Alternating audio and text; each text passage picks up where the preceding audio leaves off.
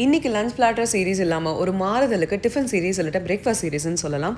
சம்பா ரவை இல்லாட்ட கோதுமை ரவைன்னு கேள்விப்பட்டிருப்பீங்க. அதில் தான் பொங்கல் பார்க்க போகிறோம். அதாவது புரோக்கன் வீட் ரவா பொங்கல் தான் இன்றைக்கி நம்ம பார்க்க போகிறோம். கூடவே புதினா சட்னியோட நான் சாப்பிட்டேன்.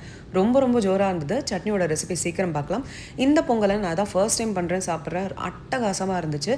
இதுக்கு கடாயில் 2 டேபிள் ஸ்பூன் நெய் சேர்த்து முந்திரி பருப்பு, இடித்த மிளகு, சீரகம், இஞ்சி, கருவேப்பிலை சேர்த்து 1 நிமிஷம் வறுத்துக்கோங்க. சம்பா ரவையும் கூடவே பயத்த பருப்பும் சேர்த்து நல்லா 3 நிமிஷம் வறுத்துக்கோங்க. அதோட பெருங்காய பொடி, உப்பு சேர்த்துக்கோங்க.